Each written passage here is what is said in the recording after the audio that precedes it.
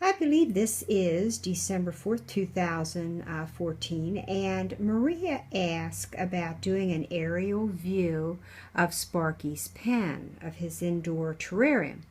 So I am going to try. I'm up on a ladder and I'm trying to pan, but I really can't see because I'm up close to the ceiling here.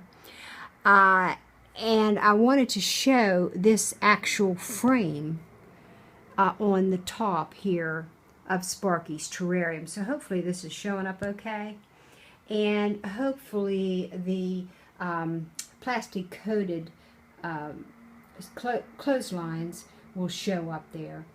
Now I can take clothespins, and I guess hopefully you can see this, and kind of hold the cords in place from the lights and the emitters.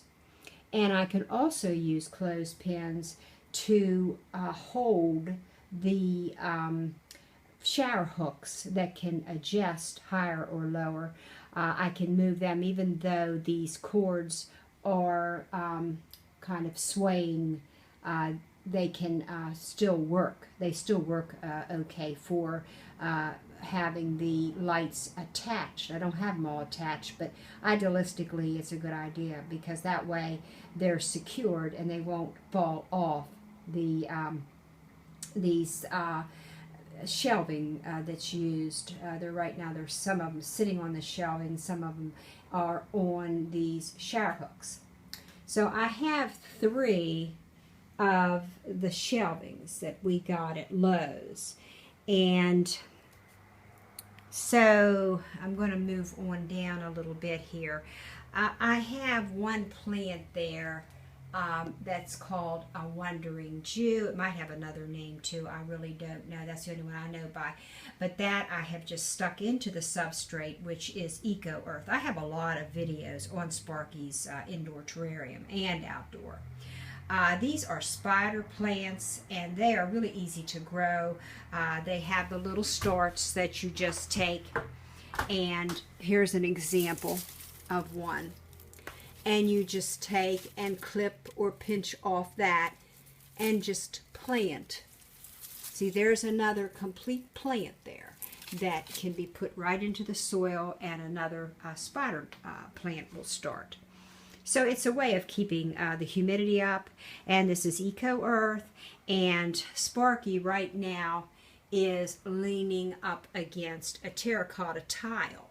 That's what that is, and this is plexiglass, and I have other videos on the thickness of the plexiglass. I'm not sure if it's 1/4 of an inch now or what really, but I do have other videos on that.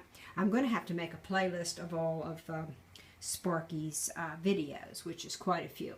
The Eco Earth in there, we gather maple leaves in the fall, and the dry, and then we put them in plastic bags and store them and use as needed for a ground cover over top of the Eco Earth. And there's Sparky's habitat, and I'm going to move along. Here is a 60-watt emitter. And there's another one over here, somewhere there. So Sparky is kind of like in between the two. His igloo did not work out. He got stuck behind it, and now he won't use it. And there is his ceramic water dish. And this here is just a 60-watt bulb, the type that gives off heat. So in the winter, you want the light bulbs that will give off some heat. And the emitters, I believe most of them are 60-watt emitters. And this is a 4-foot long UVA, UVB. I like the Repta Sun 10 or Repta 10 Sun, one of the two. So I need to get back up on the ladder to do this one little small area to warm up one spot. So then around the edges I do have more rocks, and these are areas for the little roly-polies and sow bugs to hide under. It's a nice little spot for them to hide under. So I have a lot of spider plants. That's very, very easy to start. through here, and he'll go under those, and it gives a nice little hide for them if you have plants, if at all possible to have plants. It's just a great thing.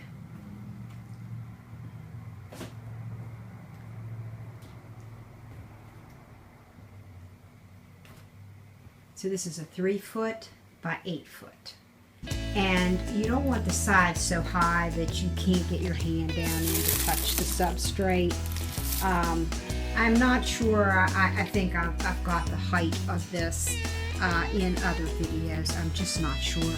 But also 18 inches approximately for some of these is probably about right. But what you have to do is you just feel the basking area with your hand, and this stays around 90 usually, and it's just warm, it's comfortable to the touch, and Sparky loves this smooth edged rock.